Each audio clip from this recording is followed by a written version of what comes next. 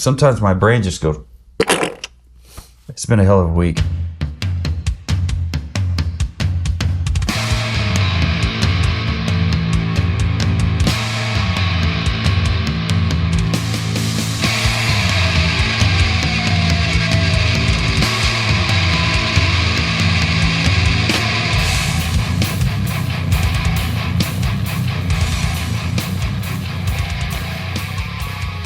Hello, everyone. Welcome to the Savor the Burn podcast. Like you saw in the preview this week, we're trying these guys out right here. We got Wild Turkey 101 and Wild Turkey Rare Breed. Now, we've seen a lot of hullabaloo, a lot of hubbub going on this on Whiskey Tribe, on their videos and in their Facebook group. And it's actually got me a little intrigued, especially seeing the signature down here, Jimmy Russell. Yeah. And that's not just some dude named Russell. That's this Russell. Russell's Reserve Russell. So, and that's the family thing. Yep. And I know I like those, especially, I know I like the Russell's 10 year. So we'll get to that in another episode. But this Rare Breed, it's a really cool looking bottle. It's much darker juice. So I'm looking forward to it. You talk to me about these whiskeys and I will pour. Yeah. You know, in general, we don't compare.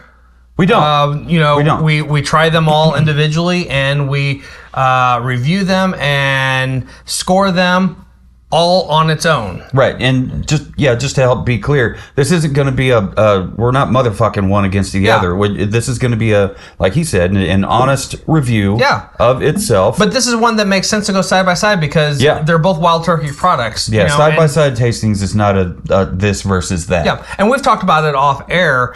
I have always just, you hear Wild Turkey and you go, because it's rot gut whiskey. It's what you think of when, somebody just wants to get drunk.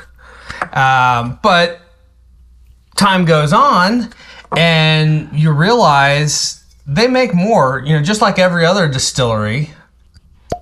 Oh yeah. Oh, that smells good. Just like with every other distillery out there. It smells really good. You have your entry-level products, and then you have your higher-end offerings.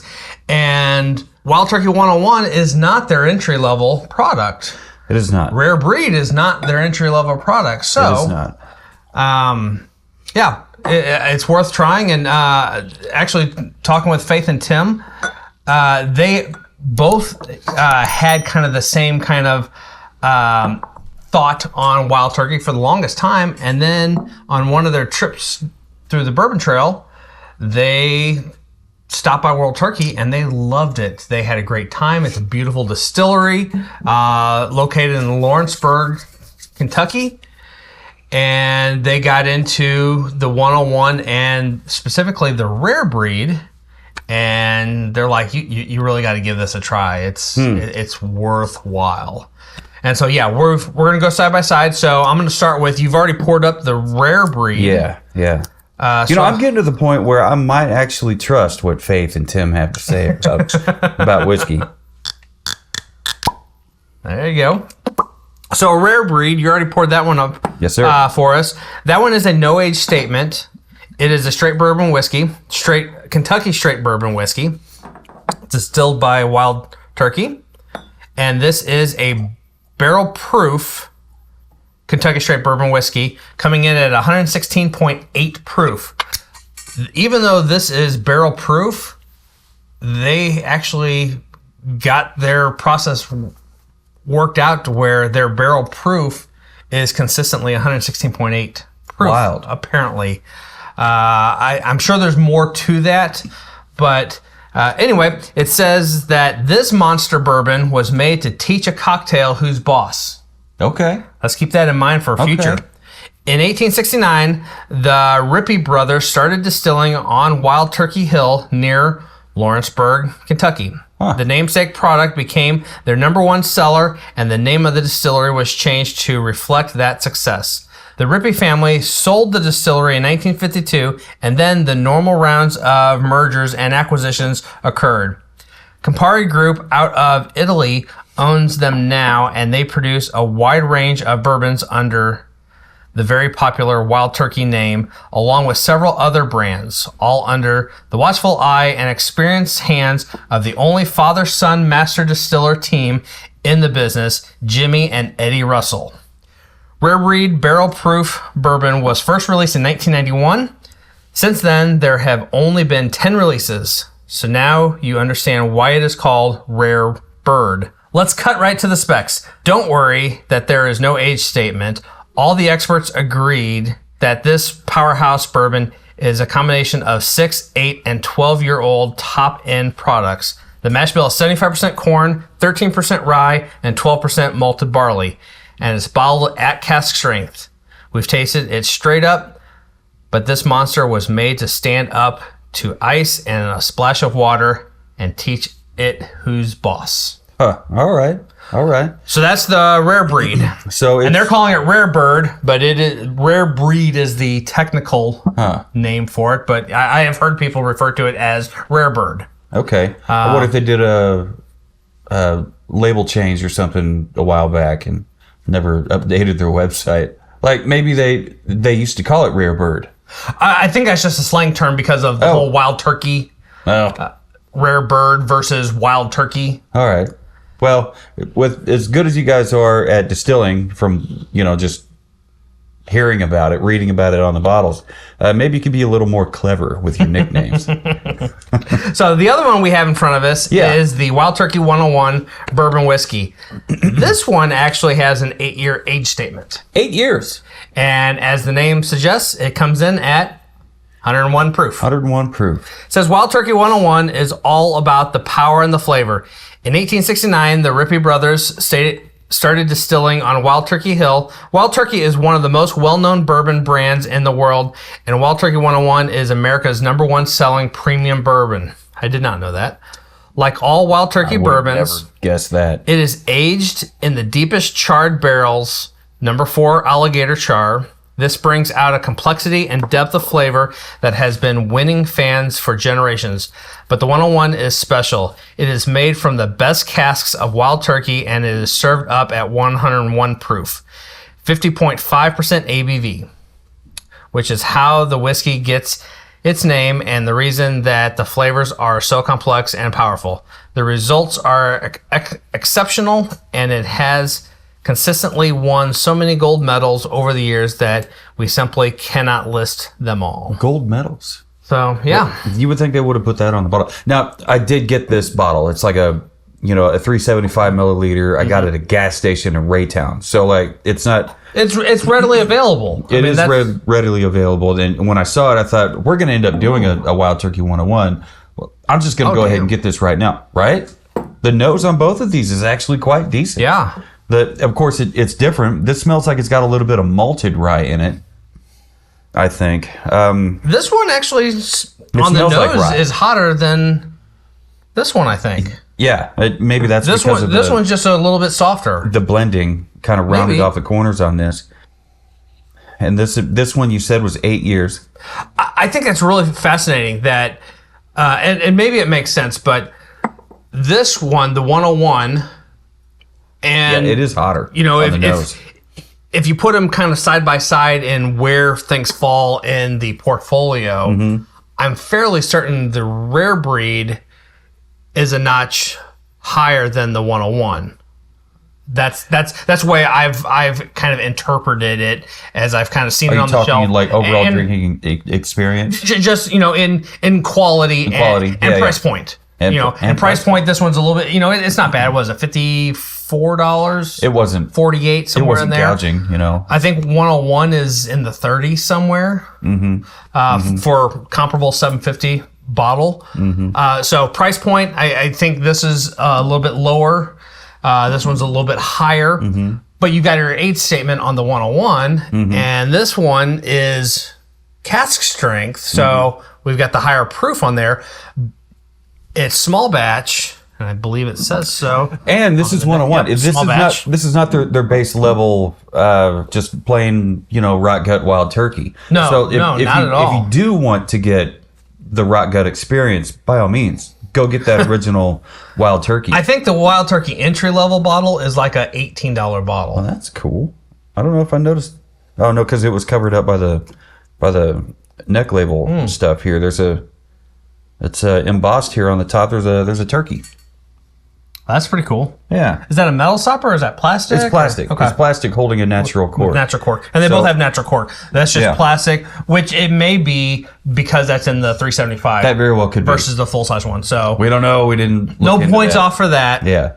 But this is definitely a hardwood with a natural cork. Mm-hmm. So we'll start with the 101? with the 101. Flip my page here and go back. On the nose, for me, I got rye. I got maybe a hint of vanilla and caramel. Caramel, definitely. Like, for sure, caramel, but there's...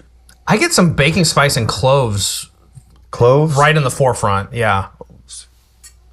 Cloves. You know, when I pickled up 12 jars of cucumbers for Jennifer last year, some of them had clove in it.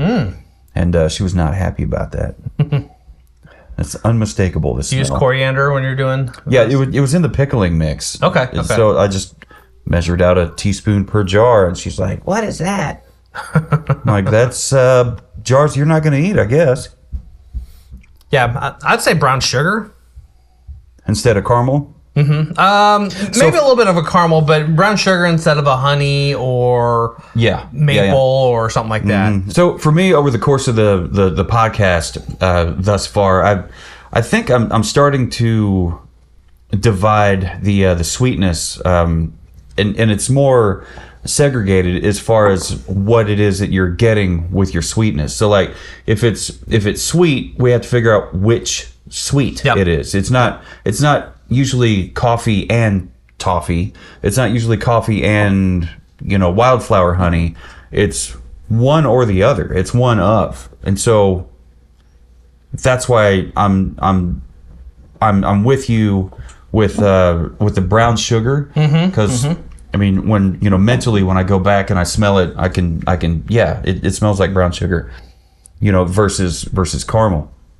And really, caramel has a lot of different smells. I mean, you got good quality caramel, and then you got like gas station, in the little twisty wrapper caramels. You remember those little square or the little rectangular bricks of caramel? Little soft caramels. Little soft with that super thin plastic stuff that they used to wrap cigarettes up in. You remember when people used to smoke and they used to get packs of cigarettes? Remember when your car used to have a cigarette lighter and an ashtray? An ashtray, yeah. They used to be in the back seat when I'd ride.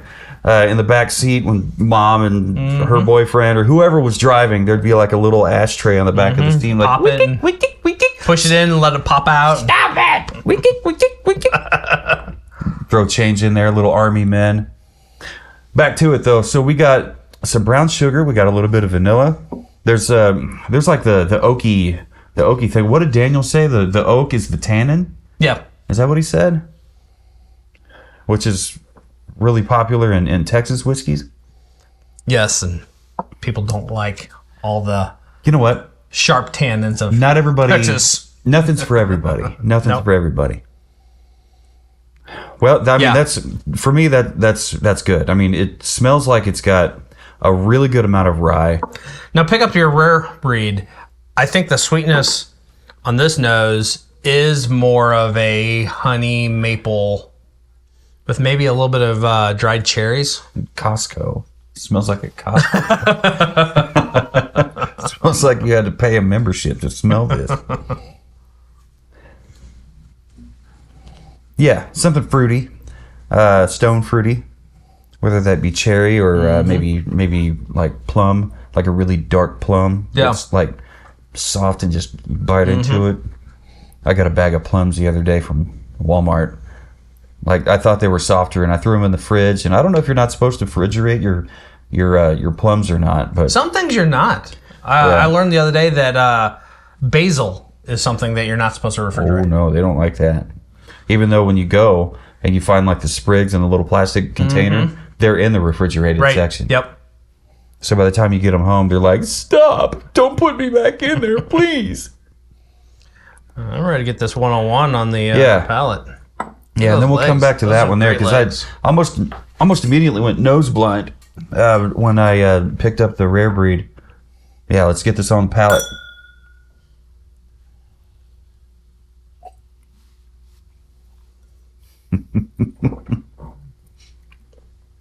I've been wrong about wild turkey.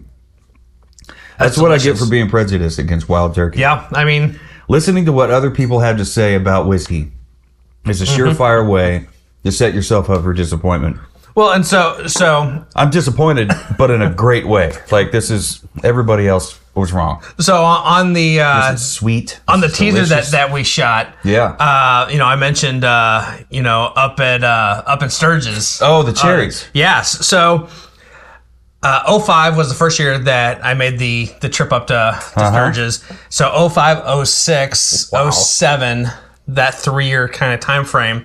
The Full Throttle Saloon, the original Full Throttle Saloon, they used to have their 32-ounce Quick Trip cup style mugs Okay. that you could buy for $5 Oh, wow. and then bring it back, or that year while you're at the rally, but bring it back to lifetime for free beer happy hour between 4 and 6 every day. So year one, well, yeah, I'll pay $5 for that 32-ounce mug and have 2 hours of free beer every day at the Full Throttle. The second year we went up there, I saw people walking around. You got 2 hands. You buy the second mug, and so you go up to the line. Did they honor the price on the first mug from the previous year? Yep. Oh. I've got 2 32-ounce beers that I'm getting filled and then turning around and getting right back in line. Right back in line. So that just sets the stage and the atmosphere. While standing in line, you're chugging down the beers so that you're empty by the time you get up there. Yeah. We're standing there, and all of a sudden, the Wild Turkey promo girls are walking around.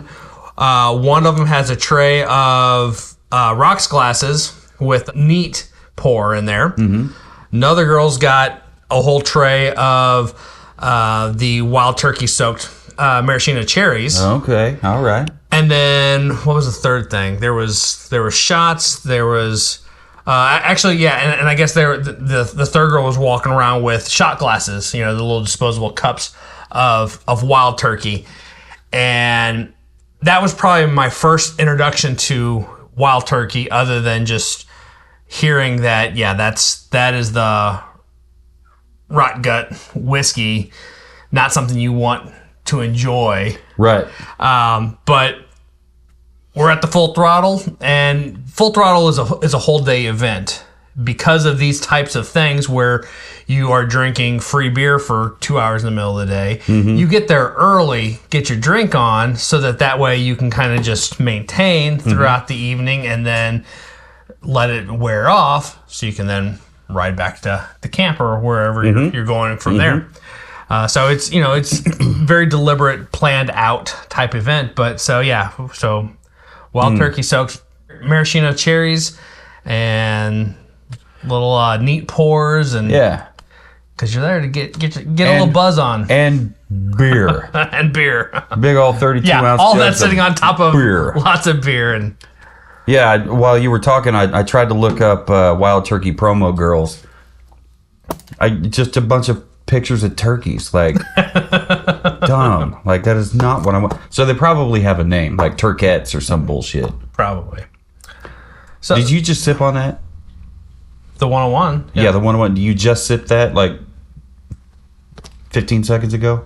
Yeah. How's the finish? So the finish is short. It to me, it does not linger a whole lot. I thought it was a nice warm Kentucky hug style. There is a little bit of a Kentucky hug, a little bit of warmth that kind of come through, but it is it doesn't fall off immediately, but it's a rather rapid fade for me.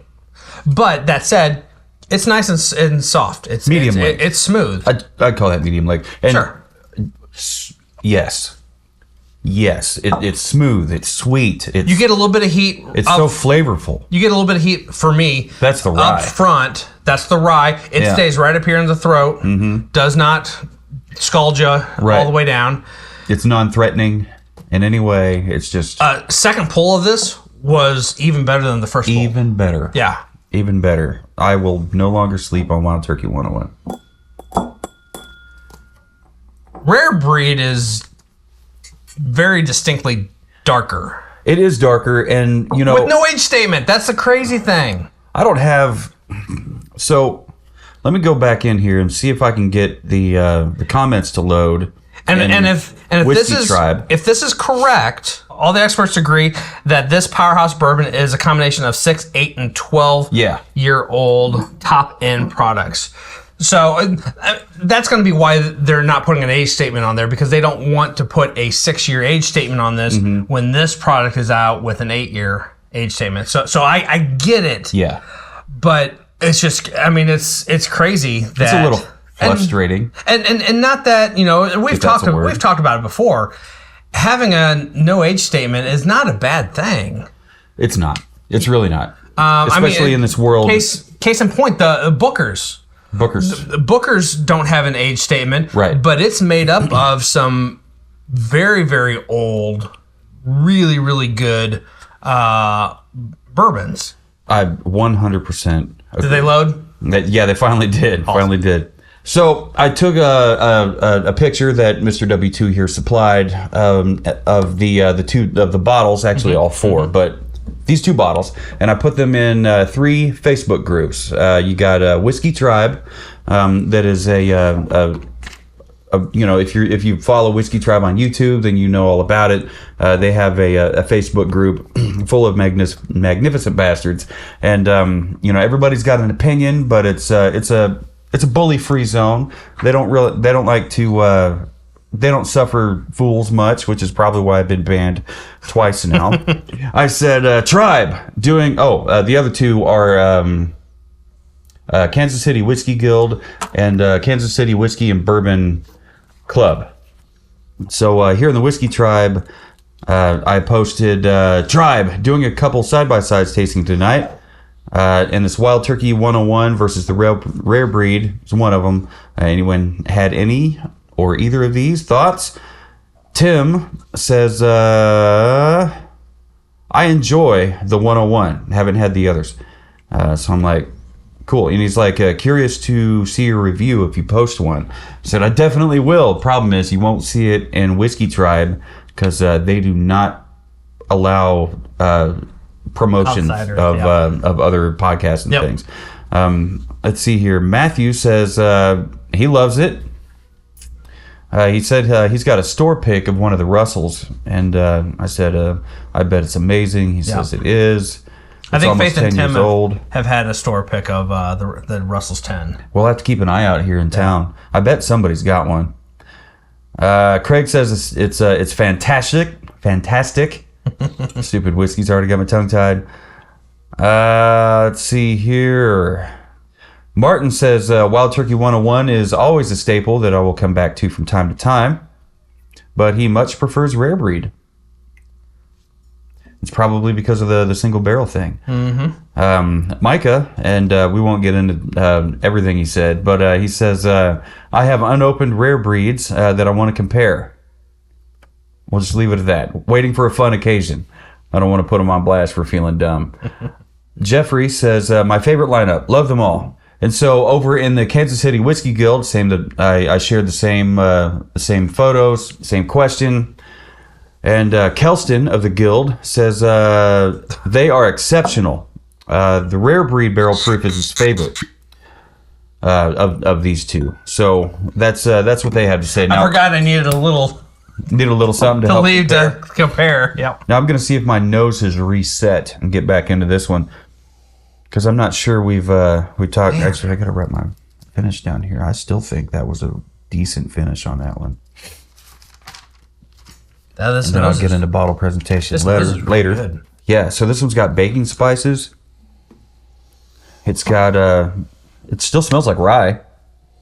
This one is listed as a dark amber, which all day long.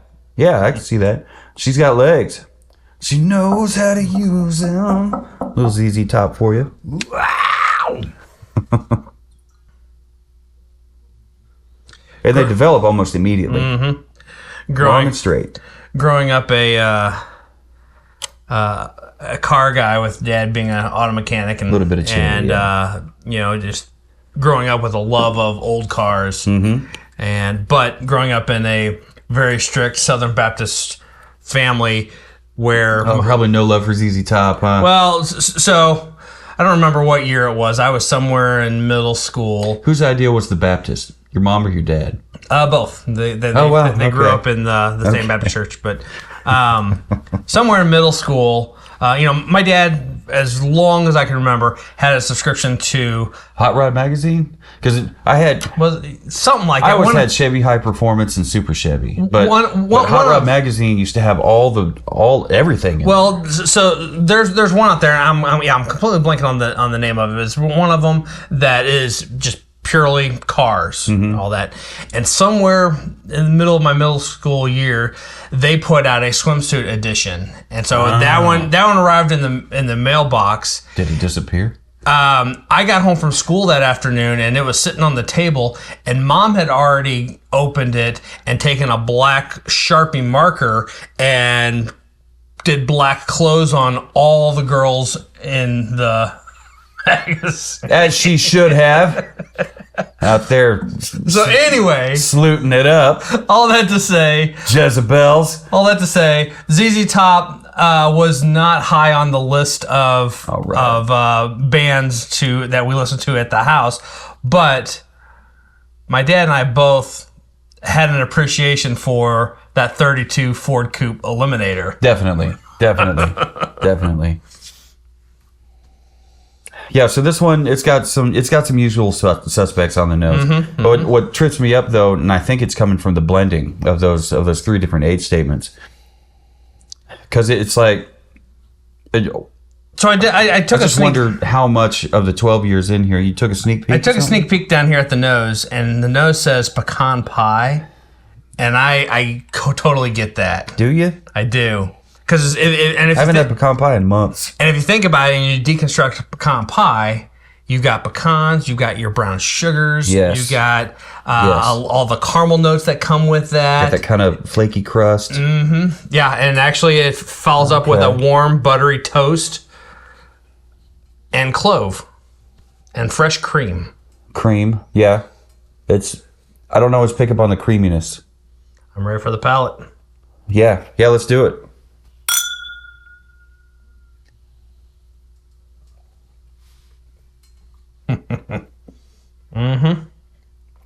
That's got the bite of 116. Ooh. When I was talking, more flavors hit the palate. That's delicious. Yeah. That's kind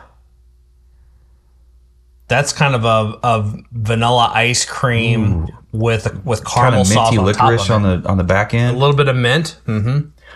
Yeah, dude. Imagine putting this on like a half a scoop or whatever of vanilla bean ice cream. Mm-hmm. Or better yet, I recently On a lady. I recently got one of those little milkshake little stir things. It's one of the kitchen appliances that. Is that like that little wand that vibrates? Yeah. Yes. Okay. It's got the little aerate the thing. Got the little blade at the bottom of it. Okay. Is it a little blade, or does it look like the top of a Tesla coil? I think it's not sharp, but it's a little blade. Okay. And it's for mixing up milkshakes Like a or whatever. frother. So yeah, I'm gonna need some vanilla bean ice cream and a couple bottles, and let's go to town. But yeah, this is really good. The notes here say powerful with nutmeg, cinnamon, milk chocolate truffle, more pecans, and creamy toffee. You getting chocolate on this? I got toffee for days. I don't know, and there's like a spearminty kind of thing on the back mixed with a little bit of licorice. I'm not picking up chocolate. Give it a pause and then give it a second sip. Maybe a little bit of a milk chocolate.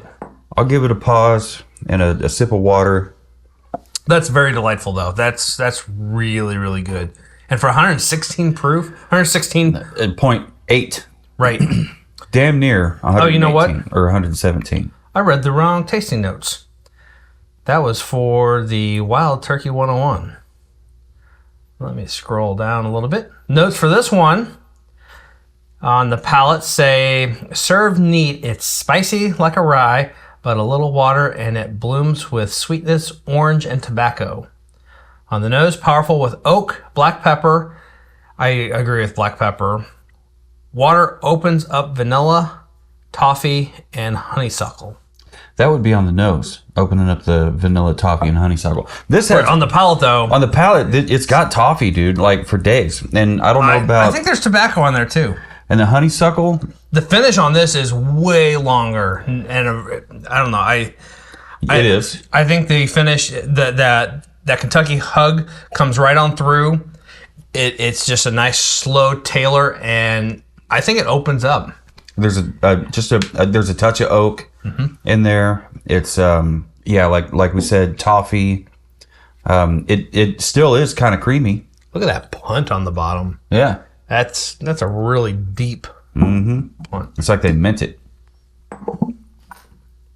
This one here doesn't have much of one, but then it's a 375.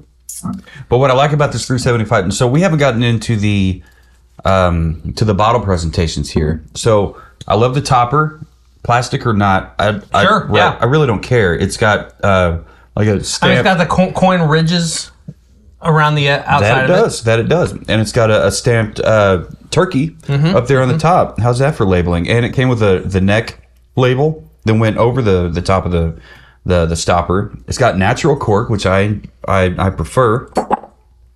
It's got information here on the back, everything that you would expect. Distilled and bottled by Wild Turkey Distilling in Lawrenceburg, Kentucky.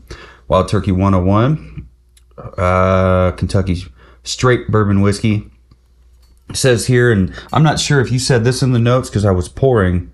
For more than 60 years, legendary master distiller Jimmy Russell has been crafting Wild Turkey 101 in the right way, with a high rye content, which we picked up on. Yeah. This iconic bourbon is perfectly aged for up to 6 to 8 years in American oak barrels with the deepest char for more character. I thought deepest char would have been 5. Yeah, okay. Maybe 5 is just like full 4. on. It's burnt to the ground. Burnt to straight hell. We bought a 101 at a higher proof, and only when it reaches its full complex flavor of caramel, vanilla, toffee, and spice. As Jimmy says, like the Kentucky River, Wild Turkey 101 is mighty, bold, and it takes its own sweet time. Do you think... End quote. Do you think the char level 4 with alligator char is a different distinction from just saying char level 4? You know what? Or I've always thought if it's char level 4, the outcome is it's the alligator charring. So we've seen alligator char, and yeah, char level 4 puts it there, but then there's a larger like the alligator char that we're used to seeing. It's like, you know, maybe this big, you know, and it's of course it's everywhere. It's like a blanket, but maybe the char level 5 is much bigger. Yeah, it's just bigger chunks of alligator char. I don't know. Anyway, so like we'll get back to the bottle presentation. I slipped way off script there for a second. That's what we did. It's also got a little bit of an embossment here on the glass. I would imagine the full 750 bottle has something comparable. Yeah, and it's a little off center, but it's a 375. Who gives a shit? And then there's an embossment down here on the bottom. I just think this label is off. Bold, genuine, true. All right. So, I mean, even with the 375s, they put a good amount of detail and attention to detail. I really like that. And this one here, the rare breed, you got a cool wooden topper. Not everybody has a topper that looks like that. It is natural cork. The mouth of the bottle. I think I was going to comment on that. I think it's different. It's different. So many other bottles actually have the glass lip on the top of it. We have a Michter's here. It kind of reminds me of a Michter's. If we don't, that's fine. Yeah, so if you Google what a Michter's bottle looks like, it kind of looks like a Michter's. This much of it, like the top fucking 2 inches of it. But this one here, it's got this cool neck label giving you all that information. But the reverse bevel on the topper, I think is kind of a cool, unique. And it's got the gold from gold the ink. rare breed is also up here with the red on here. You got red on the bottom, which it seems to be indicative of anything Jimmy Russell has to do with, because he's a fan of. Yep. Because this one here is burgundy with white. This one here is burgundy with white and gold, and the gold is up here on the neck label, and just like up here, you see the gold up here with the burgundy on the neck label. Jimmy Russell pays attention to detail, and I appreciate that. I think it'd be cool if he had like something going on the back of this label that you look through the bottle and see. Yep. But not everybody does that, and that's fine. I mean, really, who gives a shit? It's great juice. It's really good. It's really good. These guys here, you really can't compare them. If you had to pit them against each other, they're not apples and oranges, but they're just so different. It kind of splits hairs. Yeah, I mean, like you take. Well, and part of the description talks about this one, the rare breed, but this monster was made to stand up to ice and a splash of water and teach it who's boss. It also says something in here about cocktails. Yeah, it said it would. There it is. This monster bourbon was made to teach a cocktail who's boss. Yeah, I like love that. I do. I want to make every cocktail we can with this one. And honestly, this one here, like this one here, it'd probably be great for a old fashioned or a Manhattan. Those two are easy for me to go to. And since they are both owned by Campari, like you said, Campari, there's got to be what cocktails have Campari in there? Manhattan, or no? No, Manhattan is dry vermouth. It is Boulevardier. Boulevardier is your sweet vermouth, your Campari, and your bourbon or rye. 3 ingredients. Yep. Neat. Equal portions. Stirred. Is that stirred with ice, and then poured in a chilled glass? Okay. I almost want to say that the 101 would be better than that. We've done a Boulevardier 2 different ways. We've both of them we have stirred in ice. Because you don't want to anger the spirits. Don't want to anger the spirits. One way, we poured it into a frozen coupe glass. Uh-huh. And then the J. Rieger Bottle and Bond, we did their Boulevardier. We did that in a regular rocks glass over a large cube. Both of them with an orange twist. There are different ways to do things. And there is. And also depends on, your time, place, context, your situation. Mm-hmm. I love myself a frozen coupe glass. But you know what? Sometimes it just does not make sense to carry around a delicate glassware like that. Pour it into a great sturdy rocks glass and go about your evening. Nothing wrong with that. Mm-hmm. What'd you give the 101 on the nose? The nose, I gave that one a 3.75. 3.75. I gave it a 4. I could have given it a 4 because I was wowed, but I think I was wowed for the wrong reasons because I had been so prejudiced against this brand through my entire life. I expected it to be trash. You expected any Jim Beam product we had to be trash. You get it. Mm-hmm. But when we tried them, we thought, well, holy shit, this is better than either one of us expected. And that did happen with these two. Yep. I didn't expect Wild Turkey 101 to be that good. I did have expectations, but only because the hosts on Whiskey Tribe podcast, video on YouTube had said that it was actually decent, that it was actually good. And all the Magnificent Bastards in their following had suggested it, and they were right. What do you got for palate? 425. You and I, we lined up right there. But the palate, it drank fantastic. Yeah. It had all. Yeah. It has all the usual suspects. I think there's nothing off-putting about there. It's you get a little bit of the Kentucky hug going on, so you get a little bit of horn dog. And yeah, it's just it's way smoother than my expectation was. It's great, and I still have to finish mine so I can get down to the second nose. But I totally agree with you. Like after my initial moment of confusion on the nose, I think I buckled down and paid more attention to it for what it is versus what I would have expected it to be versus, the hype versus the actuality of the thing. Like we had that problem with the Traveler whiskey. It was whiskey, not bourbon. Yeah. And people talk mad shit on that stuff. And it was... I am still convinced that... It was a decent whiskey. I am still convinced that all the shit talking that has gone on with that product is over the fact that it's literally a couple dollars more than Buffalo Trace, and people are comparing a Kentucky straight bourbon with a Kentucky whiskey. They are. And two different categories, two different products. If you're drinking it thinking it's a bourbon and thinking this is going to be Buffalo Trace, you're going to be disappointed. You're going to be disappointed. That's all there is to it. We've had Buffalo Trace products several times now. We've had as a Kentucky blended whiskey. We've had a single barrel. Come on. We've had under $40. It's easy. We still have to do the finish on this one, don't we? What did you give it on the finish? 4.0. A 4.0. I gave it a 4.25. Very nice. Carried it on through. It carried it on through. Yeah, because like for me, the medium length finish was just enough to, it's like the good friend that you just met. It's like you just met this person, but you know what? Salt of the earth. They're, I'm going to be good friends with this dude.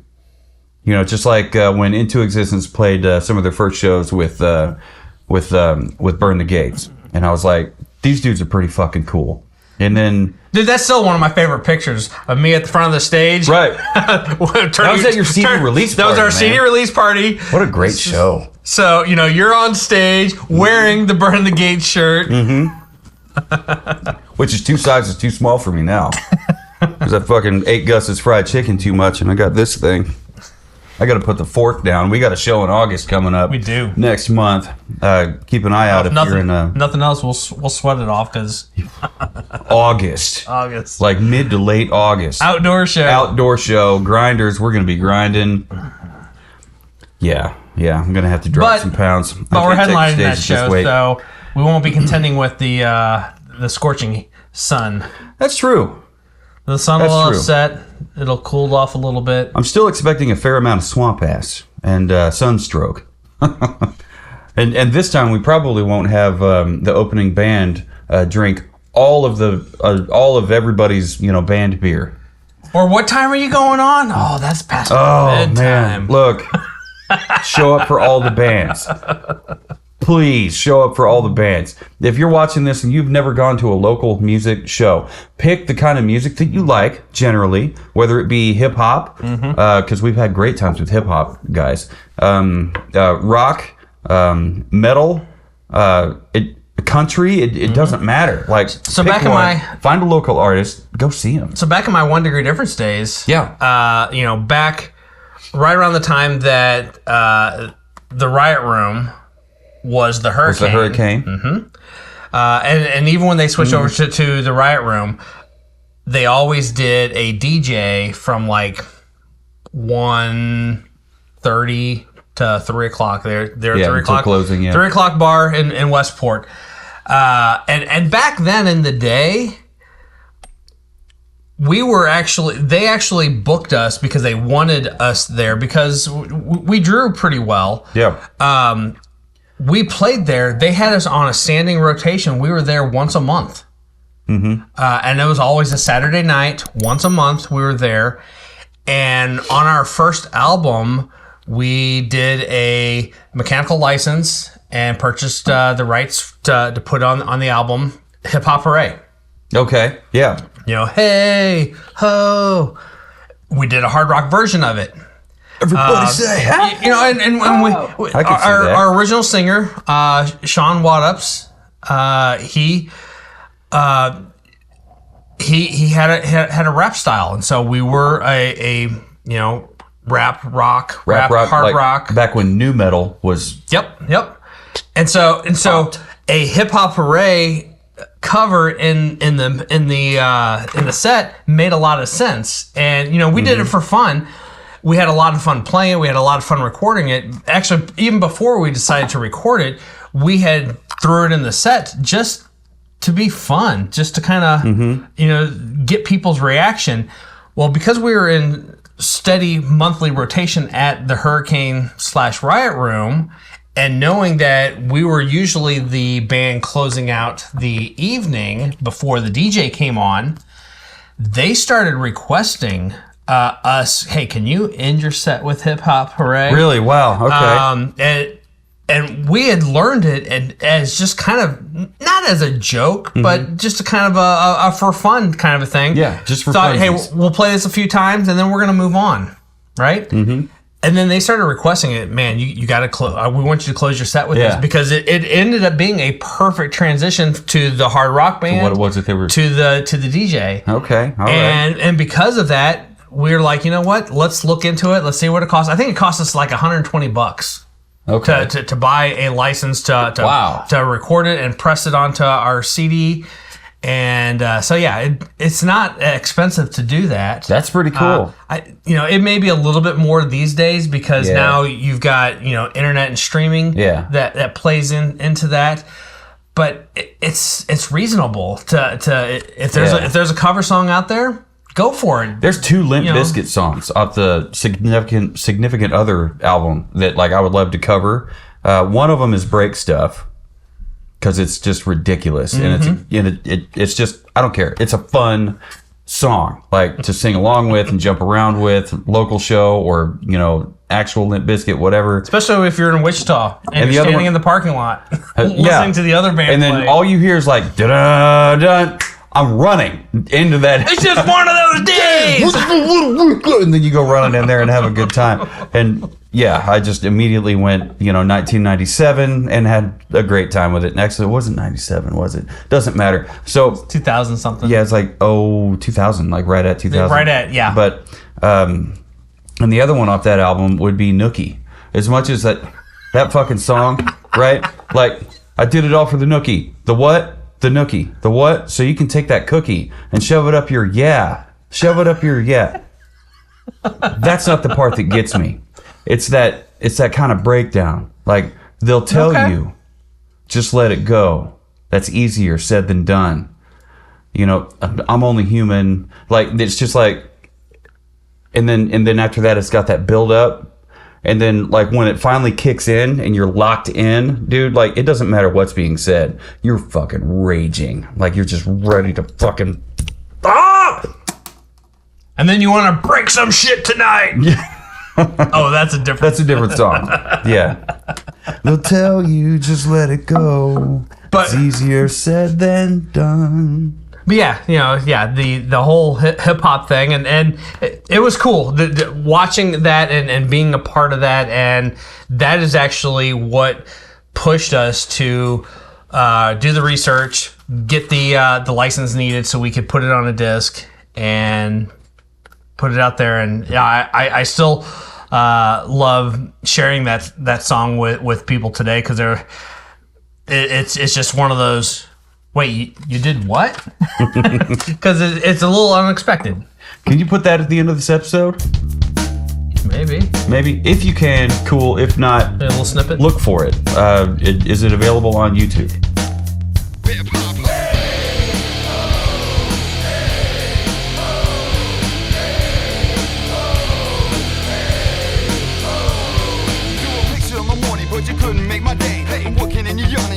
Or Spotify or something. It is not. Shit. That album. License expired. That album was 05. That predated any of the streaming platforms, and so as a result of that, we never. We talked about in great lengths going back and after the fact, getting the streaming package to push it out there, and we decided not to because we had a little bit of a lineup change. We got a new drummer, got a new singer, and our second album has a different. It's no longer hard rock, rap rock. Okay. It was just straight hard rock, kind of a Deftones meets. A lot of people compared us to Queensryche. That kind of sound, which is really interesting because I never really got into Queensryche. I never did either. Just whatever they played on the radio was pretty cool. But yeah, I never ran out and bought the album. A lot of people associated Steve's vocals to Jeff Tate of Queensryche. Musically, I think we were somewhere between Deftones and System of a Down, Tool. That's quite the mix. That's a lot more hip hop than rock metal, rock rap. Hey, how about this rare breed? Not yet. No, we're still on Wild yet. Turkey. What did you think about the bottle presentation? I thought it was okay. I gave it a 3. Okay? I thought it was 375. There's nothing that necessarily wowed me. And granted, we've got the 375 bottle, not the full 750 bottle here. I didn't necessarily discount it for that aspect of it. Right. There's a lot of cool things with it. It has a natural cork. It has the custom top on there, plastic or not. It does not matter to me. It's got the ridges on the side of it. Yeah. I just gave it 375. Yep. I gave it a 425. Okay. Because it had everything you pointed out. Plus, it had this neckband that went all the way over the top. I do like the neckband. It's got this little embossment medallion thing up here on the body, on the top of the body before it hits the neck. The label is crooked, but this is a 375. God only knows if they were even paying attention that day. It's got embossed letters on the bottom: bold, genuine, true. It's got a little bit of it's got 2 paragraphs worth of history or information or whatever about the distiller and the spirit itself. And of course the government warnings and all that stuff.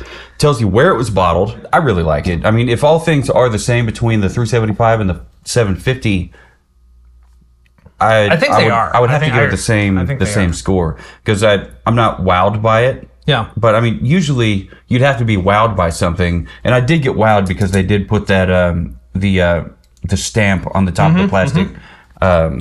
Topper on there with there was a turkey on there. Why did it wow me? I don't know. It just fucking did. Like I took the top of the neck label off. I peeled it off and I was getting ready to open it. I was like, wow, look at that.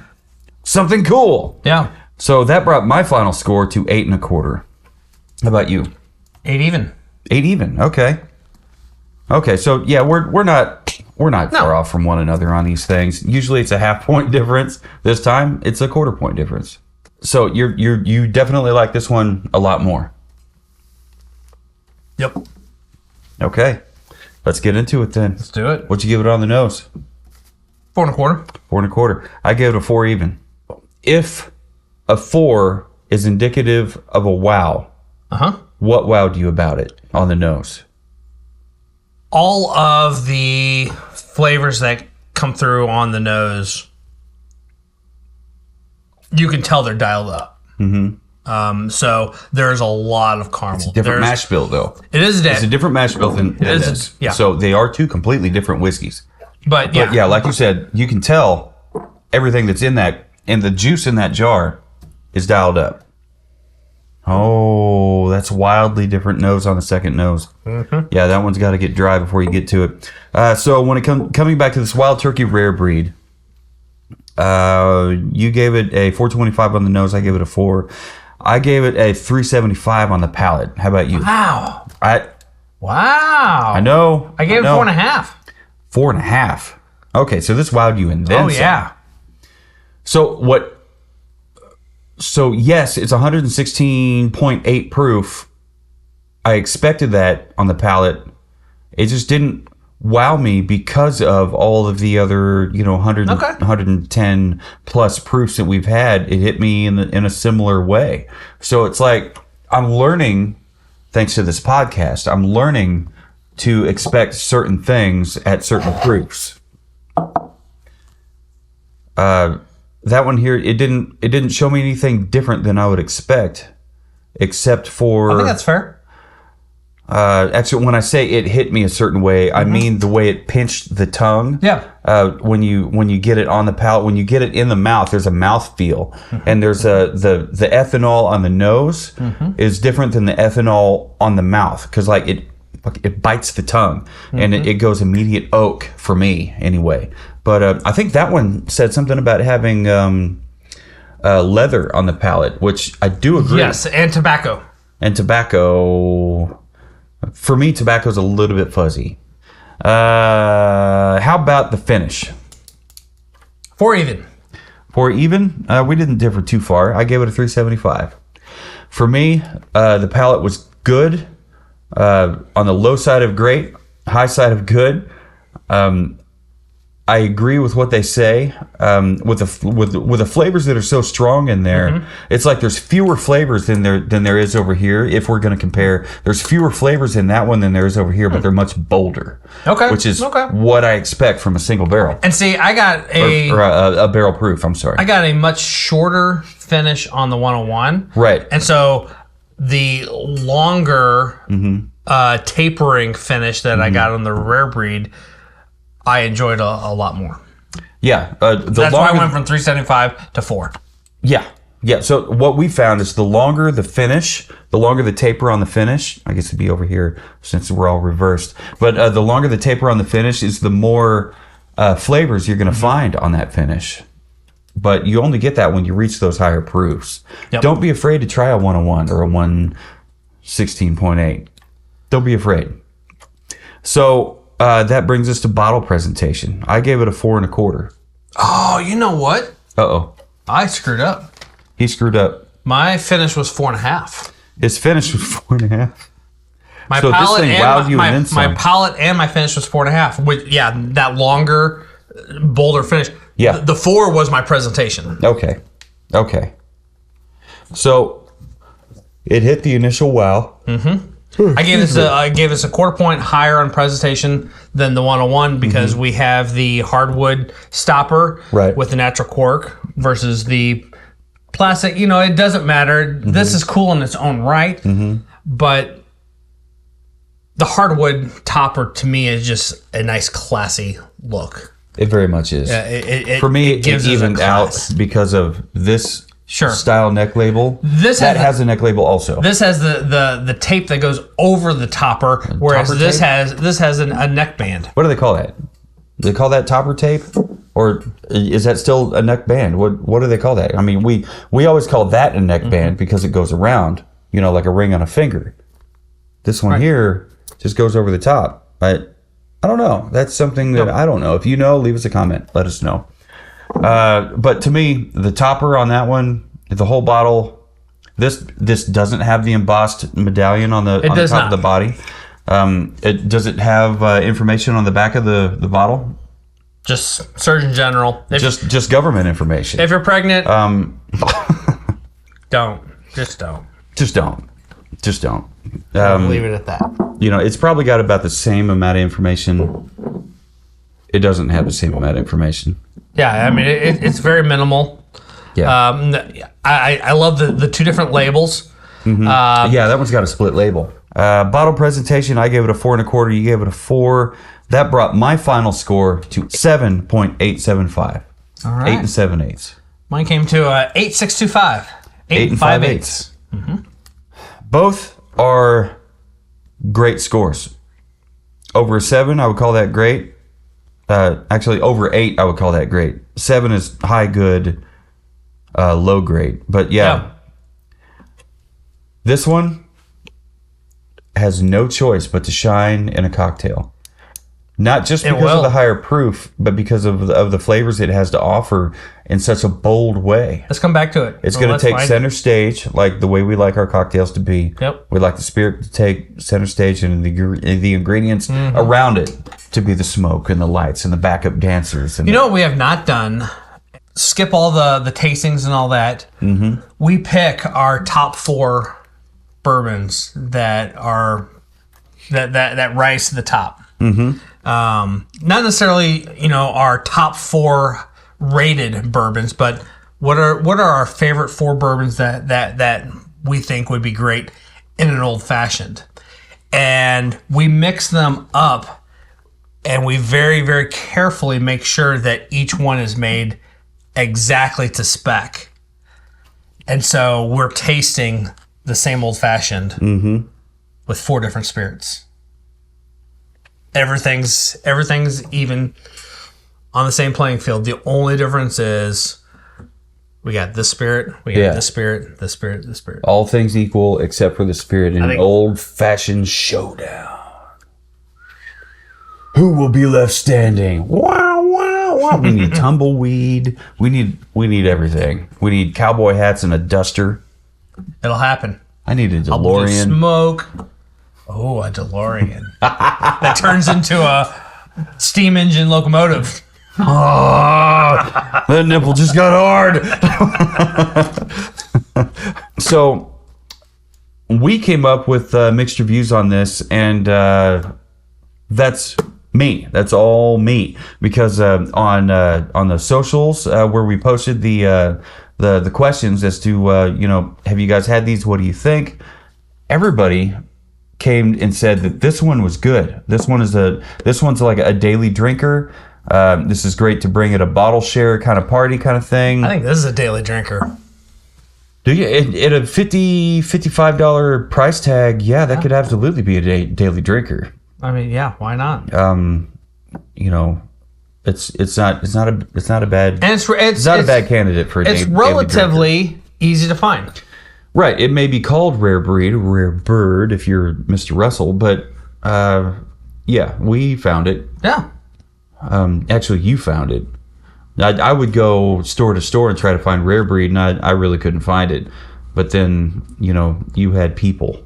Well, Bubbles had it. Bubbles had it. Bubbles has a lot of stuff. If you're in the Kansas City area, check out Bubbles Wine and Spirits, and definitely check out the Whiskey Snug up in Weston. As far as the Wild Turkey 101 goes, I just wrote down what a pleasant surprise this bourbon turned out to be. It's got all the usual suspects on flavor that you would expect from a bourbon. I do believe it would be a great candidate for simple cocktails like the Old Fashioned, like the Manhattan, all day long. Maybe even a Revolver. Dude, I love me a Revolver. And Revolver turned out to be a great one. Sorry, Tim. I love the Revolver. And when it comes to the Wild Turkey Rare Breed, we both agreed that it was good, if not great. And everybody on socials agrees that it's great, if not good. And it's higher proof, which definitely lends itself better to cocktails. It drinks wonderfully neat. So tonight turned me into a believer. If you have not had Wild Turkey in years or decades and have always just passed it up because of its nasty reputation as a not so wonderful rot gut whiskey, give it a second look. Do yourself a favor, give it a second look, if only to get this bottle. If you can get that bottle, get them both. Try them and let us know what you think. But definitely get the Wild Turkey 101 and let us know what you think about it. Because even on the second nose, this one here has got like sweet, instant oatmeal kind of yummy flavors going on. This one here has the more old school oat and like honey, caramel. Yeah, and cherry. That's just an empty cherry. Yeah, on an empty glass that it used to sit in. Yep. So I think what we have here are two major contenders for daily drinkers, shareable whiskeys, cocktail whiskeys. I don't think you can go wrong with these guys. Just stay away from the original Wild Turkey. Don't go there. If you do and you like it, please at us. Any of our socials, info@savortheburn.com. Send us an email there if you want. But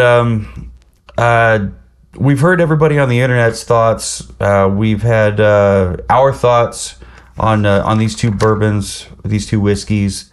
Do you have any final thoughts? I like it. He likes it. So if you like it, let us know. If not, find out and then let us know. So no matter who you are and where you're drinking it, never forget. Keep on burning.